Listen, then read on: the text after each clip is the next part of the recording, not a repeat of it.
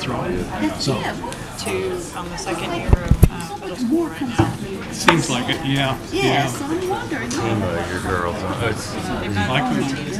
got rid of it and I did it again. And no, not Oh, two cycles. And then Greg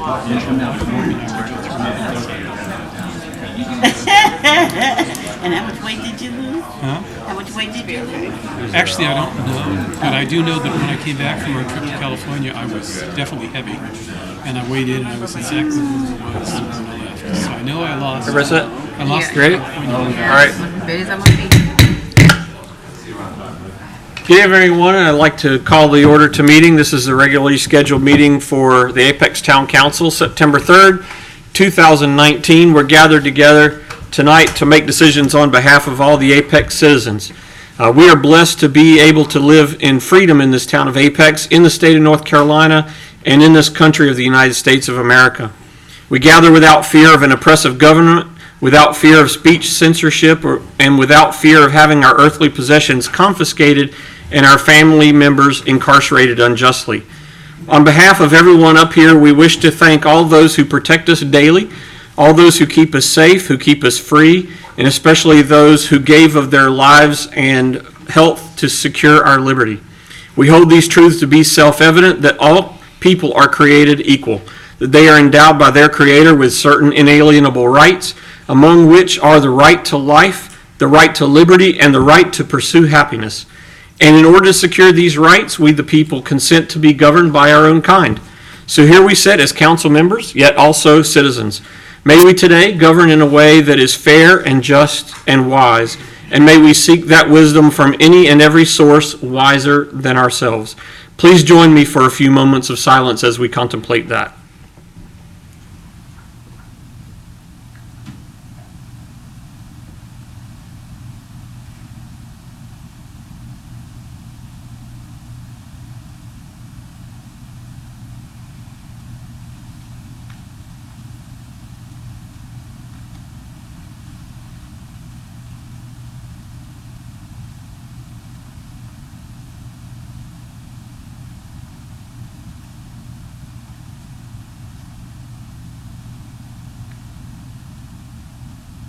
Thank you. Please stand and join me for the Pledge of Allegiance.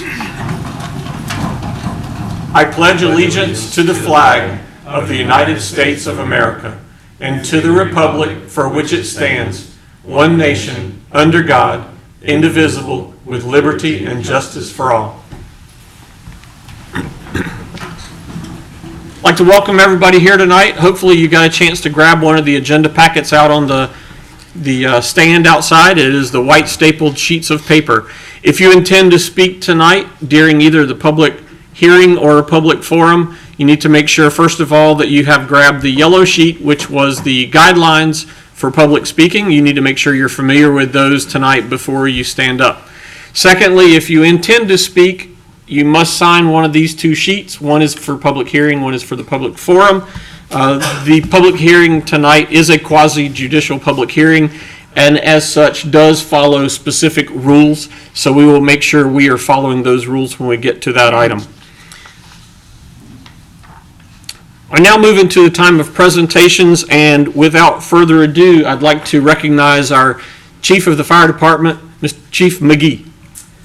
Thank you, Mayor, council members. It's my honor to recognize one of your firefighters here for a distinction that they've achieved.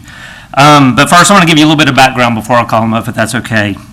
So the Fire Officer Designation Program is a voluntary program designed to recognize individuals who demonstrate their excellence in 7 measured components, including experience, education, professional development, professional contributions, association memberships, community involvement, and technical competence.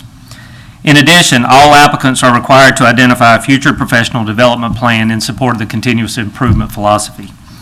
The Fire Officer Designation Program uses a comprehensive peer review model to evaluate candidates seeking the credential.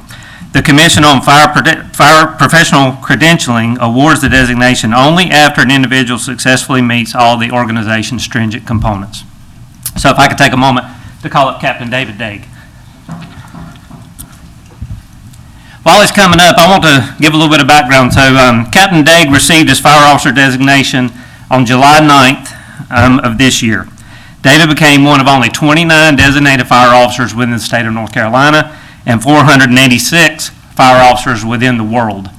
So it's really a high honor, and it speaks a lot to his professional development. So on behalf of myself and all the men and women of the Apex Fire Department, I want to take this moment to publicly congratulate Captain Daigle on his tremendous accomplishment.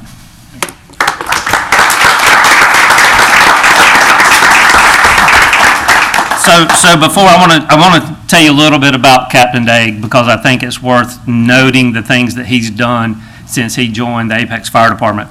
He came to us on May of 2012.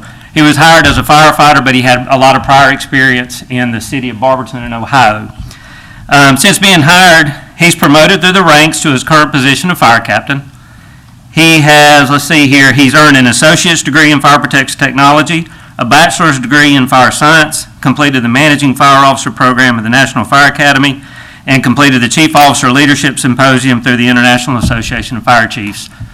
Those efforts are what leads to designations like this. So again, if we could give him a round of applause.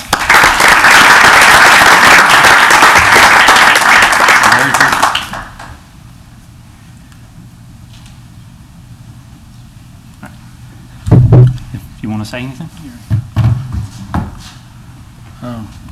I'd be remiss not to thank my family for all their support, as well as the town administration and the fire department administration. While my name appears on that, there's a lot of people that have helped me throughout my 27-year career in the fire service. So without any of them, none of this would be possible. Thank you.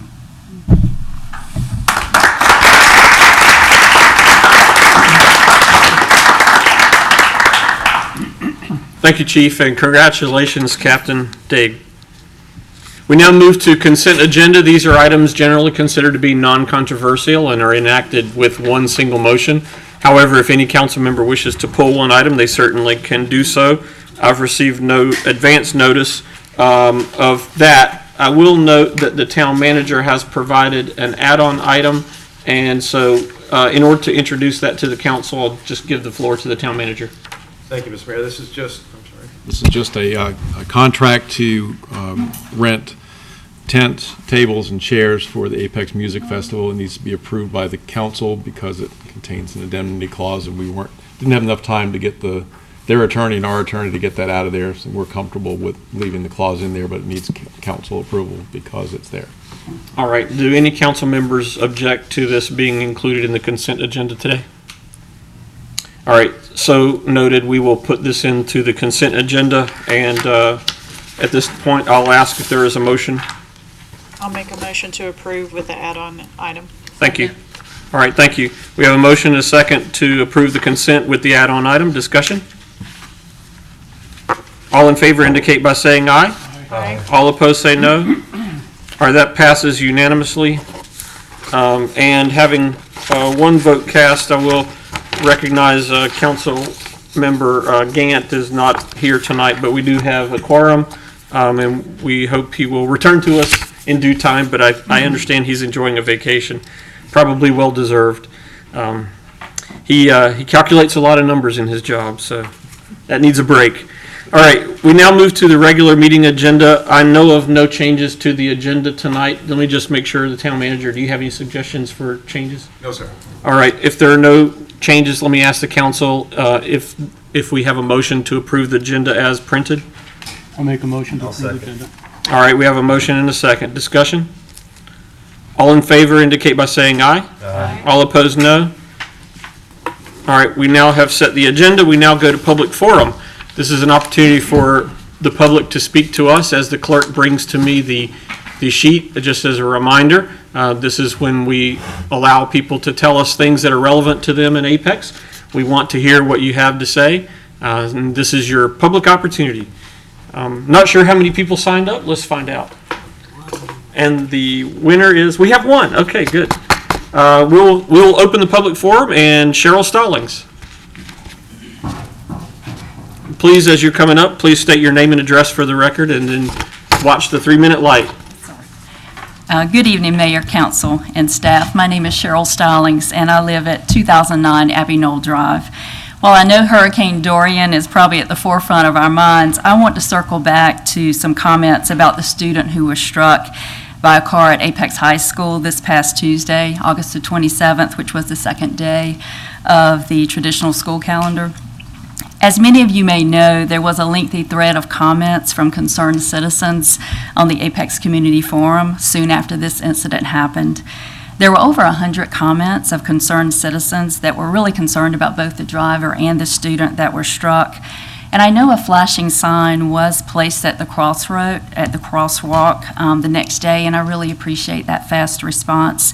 However, it looks like that sign has now been removed. Comments on the community forum also spoke to a much larger concern of pedestrian safety in general at our school crosswalks and at our crosswalks throughout Apex. And this is in relation to walkers, joggers, and cyclists. There have been several accidents at school crosswalks over the years. I specifically know of incidents at Laurel Park Elementary, Baucom Elementary, Apex High, and Friendship High. We also know that Apex has experienced rapid growth over the past few years, with our population now just under 60,000 residents. So this means more people on the roads in the morning and afternoon commutes. Now, I know we can't prevent all accidents, but I am asking for a systematic study of our crosswalks throughout Apex in the interest of public safety. I would also like the study results to be made public. This may result in increased public education, more flashing lights, push-button lights, or crossing guards. Car accidents are very personal to me. My brother has permanent disabilities from a car accident when he was 21. His accident resulted in a number of health complications, including the need for 2 organ transplants. He requires a daily caregiver so he can live at home, and he has to take medications 4 times a day. So car accidents can result in fatalities, long-term disability, and emotional trauma. I know we're all very thankful that the incident at Apex High did not result in significant physical injuries last week, but I am asking that we be as proactive as possible as a local government to better address this issue. I believe our children and our citizens deserve nothing less. Thank you. Thank you, Ms. Stallings. With that, I'll close the public forum, and as that was a request, I'll just ask the town manager if he has any questions on what that request was, and if there's anything you want to pursue afterwards, we can have a conversation. I'm sure council would be willing to be supportive. Okay. All right, thank you. I believe the town manager has taken proactive steps already. Is that correct? So yeah, we, in response to that particular incident, we are installing pedestrian-activated signage with flashing beacons at Friendship High, Apex High, and the Peakway at Ambergate Station. 2 years ago, we did a comprehensive study of all the crosswalks in and around school zones and made improvements to those at that time. The higher traffic areas, such as Friendship and Apex High, warrant those flashing signs. The issue, and our traffic engineer will tell us, is that if you deploy those all over town, they just then become part of the background. So we want them in places of high traffic and high pedestrian count. So we're going to continue to strategically deploy those throughout the town. They're not a high cost item. There is maintenance required with them, but certainly we're going to continue to look to deploy those. All right, thank you. This time I'd like to move into public hearings. We have a quasi-judicial public hearing, and this is our only public hearing tonight. As I mentioned, it is quasi-judicial, which means it's kind of like being in court, which is literally what it means. And it comes off that way too.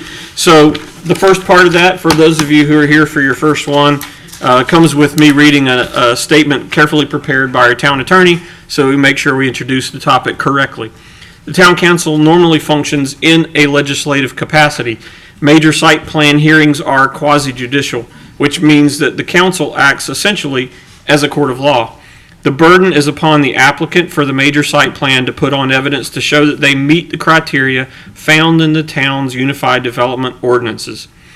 Anyone opposed to the application must put on evidence of a similar kind showing the criteria have not been met. Testimony must be given under oath. All testimony and evidence provided to the council must be competent, material, and substantial. Pursuant to the North Carolina General Statutes, competent evidence does not include opinion testimony of lay witnesses on certain matters. Hearsay evidence will not be admitted. The parties have the right to cross-examine witnesses and to present rebuttal evidence. The town council will apply the criteria contained in the UDO and make its decision based on the evidence and testimony presented at the hearing. The town council will now take up the case of the major site plan for Sweetwater, PH 9A2 and 9B, I guess that means phase, right? Mixed use located at 03115 US 64 Highway and 2700 Core Banks Street. At this time, I'll open the public hearing. The next step is that all who intend to be sworn in to speak need to come up to this corner up here where the town clerk will begin the swearing in. Again, if you think you might be speaking tonight, even if you're not sure, it's better to get sworn in now than to be told later you didn't get sworn in. So please come on up. While they're coming up, council members, just make sure you have your checklist so that when we go through, it looks like this, major site plan checklist, and it has about 9 boxes. Okay.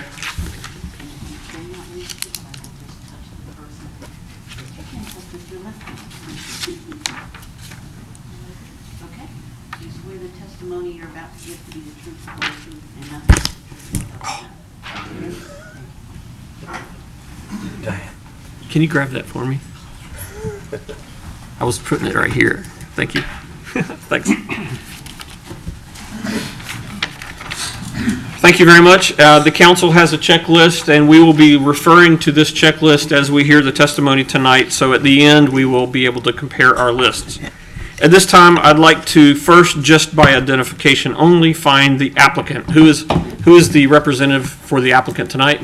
Mr. Mayor, Bob Brady, attorney from Cary, North Carolina, representing the owner and the developer. All right, thank you, Mr. Brady.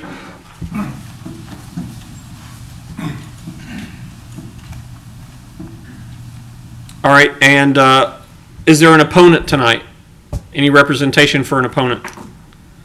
Okay, that should make things move along pretty well. Having no opponent, I will now move forward and ask each council member, this is part of identification, including myself, if they've had an opportunity. I want to give you an opportunity to describe 3 things. One, if you've had any communications about this case that have been made with or prior to tonight's hearing. 2, do you have any relational or financial conflict related to this case? And 3, if you believe you will be able to impartially decide this case based on evidence presented tonight. As I always do, I start with my colleague, Councilman Jensen. Thank you, sir. I have had no communications. I wish I had financial ability on this, but I do not. And I believe I can make a legitimate decision. All right, thank you. I have no relational or financial conflicts. I can be impartial, and I've had no communication in regard to this. Thank you. I myself have had no communications. I don't have any conflict, and if I need to vote, I will be able to decide impartially based on the evidence presented. I as well have had no communication about this site, this project, no relational or financial conflicts, and I can make an unbiased decision. I've had no communication regarding this, no conflicts, and I'll be able to make an impartial decision. Okay, thank you. If any council member has gone to view the site as a result of this coming up before us, please indicate so now. Okay, let the record show that there was no response, so we'll take that as a none.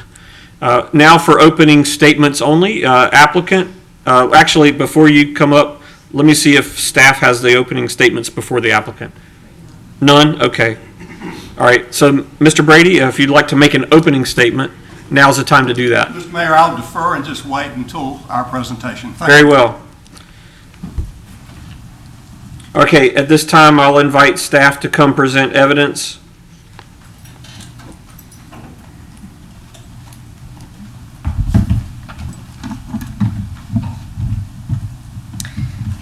Just one moment.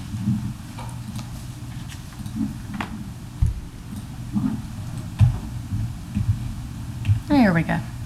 My name is Amanda Bontz. I am an AICP certified planner with approximately 20 years experience. The site, the location of the site is at Core Banks and Richardson is 64 in this general location within Apex. The site is 19.19 acres and consists of a portion or all of 3 parcels. It's known as phases 9A, 2, and 9B. It's located on the north side of Core Banks and the west side of Richardson Road. The property is currently zoned plan unit development conditional zoning within a mixed-use area with high-density residential, office employment, commercial services on the 2045 land use map, also in the proximity of a community mixed-use node.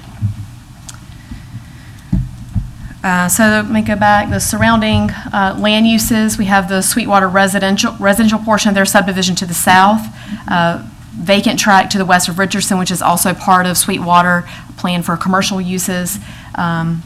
The security self-storage is to the east, and then 64 is to the north.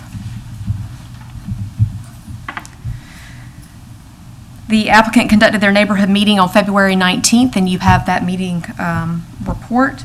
The applicant is proposing 5 buildings within this phase, and you can kind of see this is the phasing plan. 9A1 has already been approved with a daycare use on this site. These are the phases in question tonight, and then future phase of phase 9C located to the north. Okay.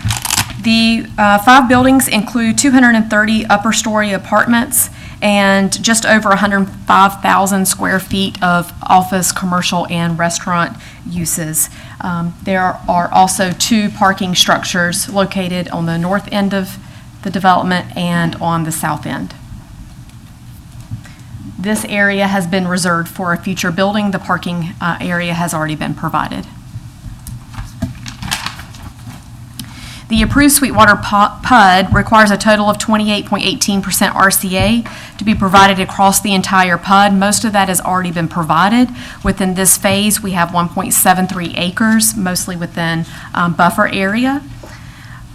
And speaking of buffers, we have the required 30-foot type E buffer along Richardson Road that has been provided. Along the eastern property line, the buffer varies between 20 and 10 feet, and that has been provided. And no buffer is required along Core Banks, but they have provided essentially what is a 20-foot buffer along Core Banks. The vehicular parking requirement for apartments in this approved PUD is 2 spaces per dwelling unit, which is a little bit higher than what the UDO requires now. It was approved prior to our major UDO amendment. All other parking is required to comply with the current requirements of the UDO. The major site plan complies with the standards of the approved PUD and the UDO. They're providing more than the minimum of vehicular parking with utilizing the reductions that are now allowed in the ordinance, and they are providing the minimum amount of bicycle parking. The UDO requires that development within a PUD provide at least 2 community amenities. The proposed development includes a community event lawn here in the center, as well as a water fountain feature in this location here.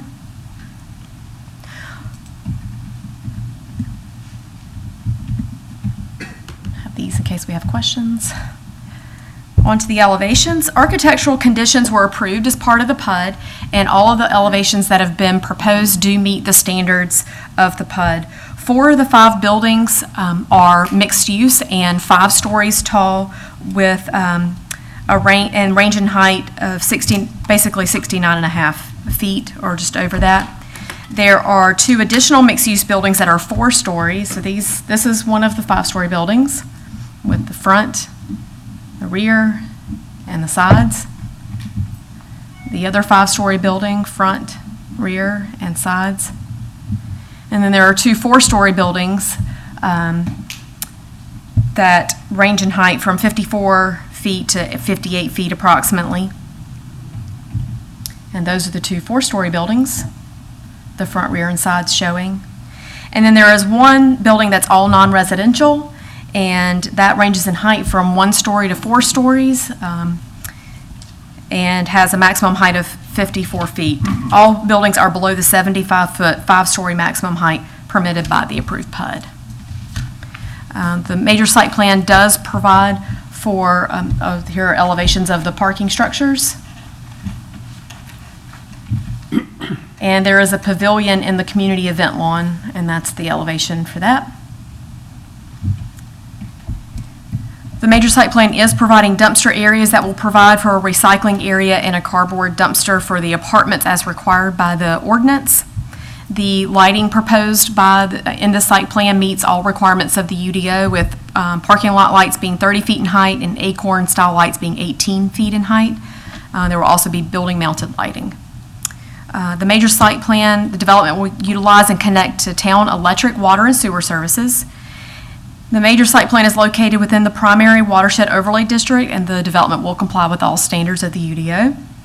And the grading will meet all the requirements of the ordinance, with all RCA and buffers being protected with tree protection fencing during construction. The Sweetwater PUD, when it was originally approved, was reviewed by the Parks and Rec Commission, and the Town Council approved the Commission and staff's recommendation of a 30-foot wide greenway easement, as well as the construction of greenway trails. That construction is underway. The proposed major site plan is consistent with the approved PUD, Master Subdivision Plan, and the Apex Transportation Plan. There are 4 points of access provided, 2 from Richardson and 2 from Core Bank Street. All roads internal to the subdivision will be privately maintained, with cross-access easements being provided between each lot. Pedestrian circulation is provided by sidewalks on both sides of all internal streets, as well as along Richardson and Core Banks. The U.S. Highway 64 roadway improvements, as noted in the approved TIA, will be submitted and reviewed with the construction drawings for this development.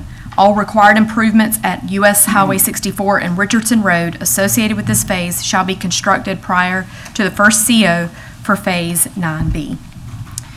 The proposed major site plan is in compliance with the standards of the UDO. Be happy to answer any questions. All right, thank you. That's the end of your evidence? That's the end of my evidence, yes. Thank you. All right, at this time, I'll ask counsel if they wish to cross-examine any of the evidence presented. None from the applicant. All right, let me finish with counsel first, and then I'll come to you. Thank you. Counsel, anything? None. None? No, okay, I'm sorry. Wrong kind of counsel. I got it now. That's right, good, yes. Thank you. So you're accustomed to being called counsel, I suppose. No, actually, that's the first time that's happened since I've been here, but that's pretty good. I can totally understand it. That's great. Well, so I'll take what you said as your final answer. You have no cross-examining? Okay. All right. If that's the case, then we have completed town evidence. Thank you, Ms. Bunce. And at this time, I'd like to invite the applicant, also counsel, to come up and present their evidence with opportunities also for cross-examination by a different counsel. Mr. Mayor, members of the council, staff, my name is Bob Brady. I'm an attorney from Cary, North Carolina. My office is at 160 Iowa Lane in Cary. And I am just absolutely delighted to be here to represent Experience One Homes is the developer of this project. KEP Apex LLC is the owner of the property. First of all, I appreciate the staff report. Reading through the staff report, all I could see when I read through it was meets the UDO requirements, satisfies the UDO requirements, and in one case exceeds the UDO requirements.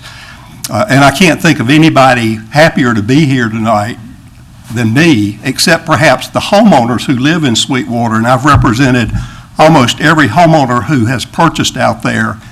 And the first question typically out of their mouths is, when will this be finished? We're ready for this to be there. I know that we have 9 showings we have to make to the council tonight. And to do that, I have individuals that have come along with me to testify if necessary. I think I will only call 2 of them, but let me introduce them first. First is Mitch Craig. He is a principal and project manager with CE Group Incorporated. That firm is licensed to practice landscape architecture, civil engineering, and land surveying. Mitch has a BS in civil engineering and has been practicing for approximately 11 years, a little over 11 years. Next, Reinald Stevenson. He has 20 years' experience in traffic engineering and transportation planning, and he's represented parties in numerous applications before this council. He is a region leader with Ramey Camp and Associates Incorporated, and that's a firm specializing in transportation, planning, traffic impact studies, traffic signal design, roadway and sidewalk design, traffic control, pavement marking plans, and environmental studies. And then finally, I have Brett Powell. Brett is principal and senior project manager with Klein Design Associates. The firm has designed hundreds of multifamily, mixed-use, retail, and hospitality projects. He's a graduate of the University of Tennessee with a bachelor's degree in architecture and a minor in urban planning, and he's a licensed architect in North Carolina and New Jersey. I have 2 representatives from the developer, Experience One Homes LLC, Lanny Caldwell, one of the principals behind me here, and Corey Schmidt, another. The 9 showings that we have to make, the proofs that we have to bring to the council tonight for major site plan standards, I believe 2 of my experts can testify competently and probatively about. So first, I'd like to call Mitch Craig.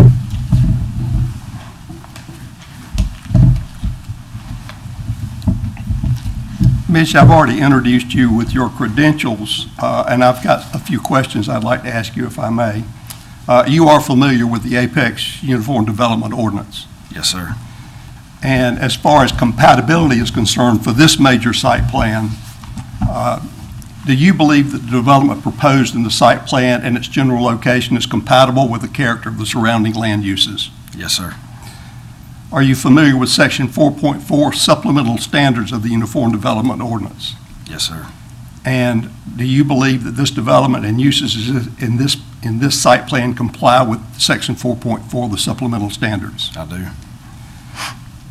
And do you believe that the development proposed in the site plan and its general layout and design comply with all appropriate standards in Article 8, the General Development Standards of the Uniform Development Ordinance? Yes, sir. I'm going to excuse you for just a moment. Sorry, one more question. I apologize. Do you know whether there are any steep slopes, any developed steep slopes on this project? There are. And does the site plan comply with the requirements of Section 8.1.4 of the Slope Protection Standards of the UDO? Yes, sir. I'm going to excuse you for just a moment, if I may. And I'd like to call Reinald Stevenson, if I could, please. Reinald is our traffic expert. And Reinald, you're familiar with the Apex UDO. Yes, sir. And with regard to that, you're familiar with the requirements of Section 7.4, dedication of right-of-way for thoroughfare streets and highways. Oh, yes, sir. And is it your professional opinion that this development, that the proposed development in the site plan conforms to the requirements of Section 7.4? Yes, sir. Yes, sir. And do you believe that the development proposed in the site plan conforms to the requirements of Section 7.5 required improvements? Yes, it does. Thank you. Yep.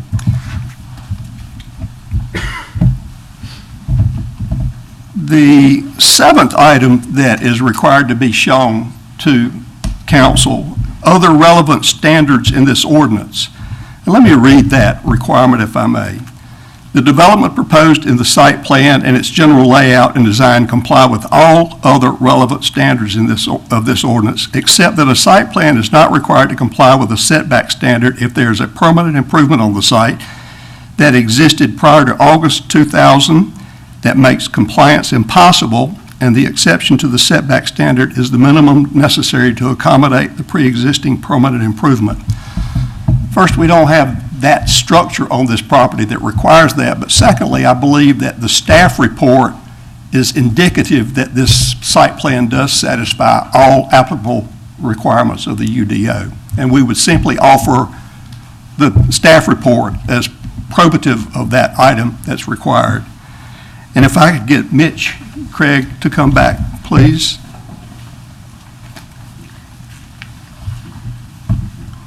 Mitch, you're familiar with Article 7 subdivision of the Uniform Development Ordinance? Yes, sir. And is it your professional opinion that the development proposed in the site plan complies with the standards of Article 7 subdivision, including but not limited to street and utility improvements and park, recreation, and open space dedication, or fee in lieu? It does. Okay.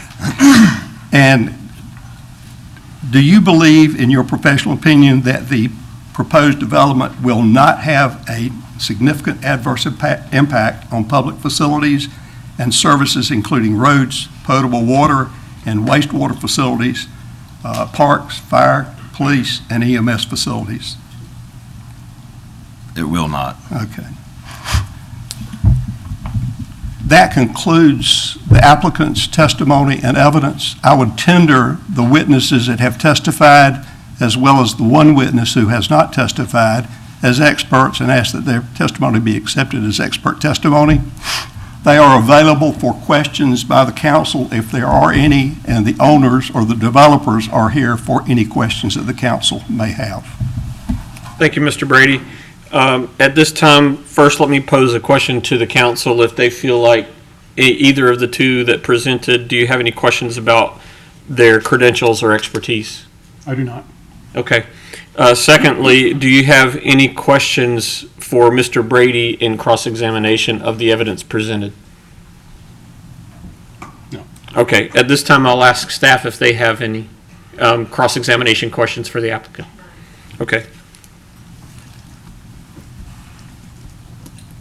As we have no opponent tonight, there will be no opposition presentation.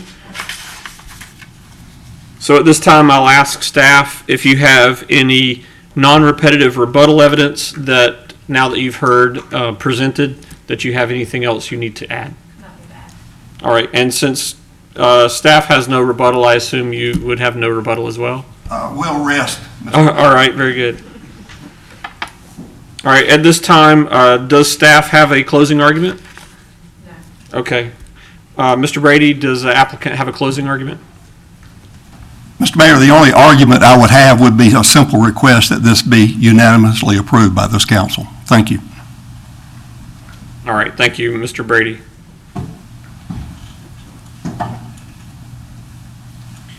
Council members, now that you have the 9-point checklist, I'd like for you to just recall that now. And at this time, if you have any burning questions based on anything that you heard that you didn't ask during cross-examination, but you really would like to ask before you cast a vote, now's the time to do so.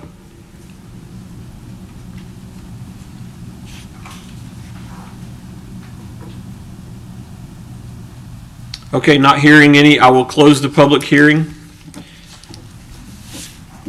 And at this time, I'll ask council if there is any deliberation or if there is a motion. I'll make a motion that we approve. I'll second. All right, we have a motion and a second for approval. Discussion? All in favor indicate by saying aye. Aye. All opposed say no. All right, that passes unanimously. Thank you all for presenting a well-structured case. Mr. Brady, very well done. We appreciate that. Your preparation saves everybody a lot of time, so thank you so much. Thank you for our expert witnesses and everyone else who's come as well.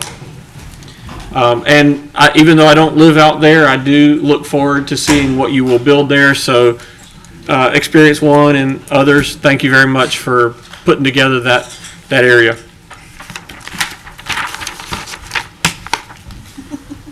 That concludes public hearing number 1, and as well finishes our public hearings.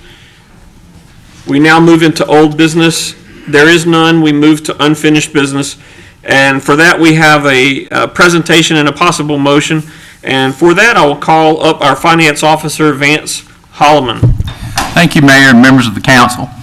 At your July 16 meeting, you authorized the staff to file an application with the Local Government Commission to finance a electric operation and warehouse center, issue debt for that, an electric revenue bond for that purpose in an amount not to exceed $9.5 million.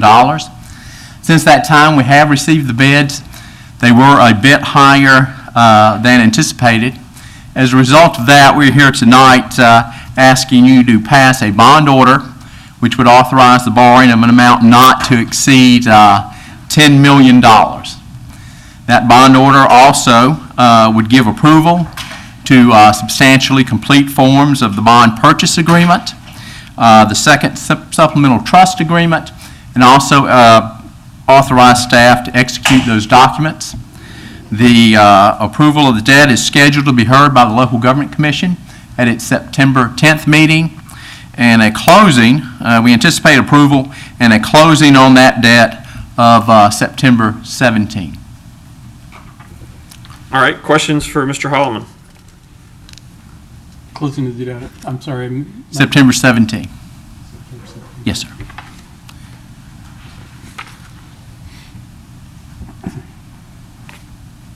Or is there a motion? I'll make a motion to approve. I'll second. Motion and a second to approve the motion as worded in the submitted agenda tonight. Discussion? If we didn't need to get the $10,000, we could let a smaller bond if we so wished. Is that correct? Sorry, sir. We could issue a smaller bond if we decided we didn't need the $10 million. 10 million. Yeah. We have a good arrangement here with the lender that we can prepay without penalty at any time. So if it were to work out that we did not need all the full amount of the funds or had excess funds, we could in fact retire it without penalty earlier, a portion of it or the full amount possibly, though that would be probably not probable. But we can make prepayments with no penalty under our agreement with the lender. Yes, sir. All right, and it does include the phrase "not to exceed," so I think I would take that as to any number below 10 million would be acceptable under this motion. With that, we have a motion and a second. Any further discussion? All in favor indicate by saying aye. Aye. All opposed, no. All right, that passes. Thank you, Mr. Holloman. Thank you. We move to new business number 1, and I turn this over to our town manager to bring us up to date on a possible solar panel addition. Council, Mayor, you're aware that we are currently putting solar panels on most of our appropriately facing roofs. One set of roofs that was not included in the current contract was the additional roof space at the Public Works operations facility. You'll remember that the first set of panels that we put up, about 20 kilowatts back in 2017, was put on one roof of the Public Works operations building as a way to dip our toe in the water of solar PV. It's performing as expected. Because this contractor is in town now, we're able to get a very competitive price as a change order to add another 108 kilowatts of solar to those additional roofs at the Public Works operations facility. Included with the agenda package was an aerial image showing where those panels would be. I will make one note. They indicated some trees to be removed. We will not be removing those trees. They'll provide minimal shading, so we'll lose a little bit of efficiency there. But unless the council so directs, we'd rather leave those trees there next to that building. We don't believe we'll see any significant degradation in the amount of solar energy generated. So we're asking for it's 108 additional kilowatts. We're asking for a motion for $151,200 as the change order And there's a budget amendment included with this item that would take that money from our fund balance in order to pay for this. All right. Questions for the town manager? You mentioned that the existing panels were performing as is. What do you mean by that? So they're delivering as expected. So they're providing solar power to that building. One of the questions we had was a break-even point on the purchase price and the amount of power consumption saved from purchasing to Duke Energy. Was that like 8 years, so it's still on target with that? Is that accurate? Or? Yes, sir. So based on the calendar 2018, and I thank you for giving me a chance to do the homework before I was sitting up here having to stammer my way through this. So based on the full calendar year of 2018 production, based on the money we saved in having to buy power, we are right on target, and that was the 8 to 9 year payoff on that set of panels. So it's performing financially as expected. That's good to know. Thank you for that data. Thank you for the question. Any other questions or comments for the town manager? I think this is a good idea All right. and a good use of general fund balance. Okay. Do you want to turn that into a motion? I'll make a motion to approve. I'll second that, especially with the revision of the trees remaining. Okay. Is that, let me ask, so just to, if you don't mind me digging a little deeper, did you intend the removal of a tree to be a possible condition, or you're just saying you don't believe you'll need to? Unless council directs otherwise, we will not remove the trees. Okay. All right. Fair enough. Thank you. All right. And so if it's all right, I think this is just a comment. That was as opposed to an amended motion. You're not trying to, are you trying to amend the motion to say no tree removal? That's what Okay. it was. I'm sorry, I misunderstood. No. So with the motion to include not removing the trees. All right. Thank you. All right, so that friendly amendment was accepted. All right, so there's the motion to approve with the condition of not removing the trees. Any further questions or comments? I do. I have a question. Okay. So I guess about the trees. So are they young trees? Are they not big shade producing trees? Because obviously solar is going to be inhibited by shade. So they are very tall North Carolina loblolly pine. Okay, so they don't produce a lot of shade. Is that what you're saying? Right. Okay. They won't be in the way, in other words. No, so and if you looked at that at the aerials there, the roofs further up the hill, we're not proposing to put solar panels on those roofs because those are extensively shaded by a lot more trees. Yeah. You can just see that there's a couple of trees next to the building that we were very careful not to remove when we were doing some parking lot work. So we don't want to take them out now, even though they will provide a little bit of shade, but it will not be significant.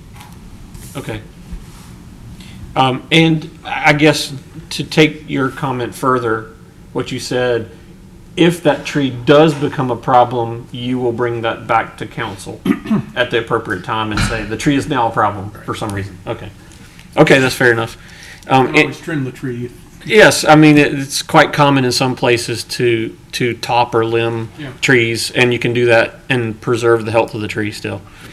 All right, I'll call for the vote. All in favor indicate by saying aye. Aye. All opposed, no. All right, that passes unanimously. We now have a motion to go into closed session, we have an opportunity to go into closed session to discuss the acquisition of property by our Economic Development Director. And this time I'll ask if there is a motion for such. I'll make a motion that we go into closed session to discuss acquisition of property. Okay, all right. I got both of those. Any discussion? All right, all in favor indicate by saying aye. Aye. All opposed say no. All right, it is unanimous. We're now going into closed session.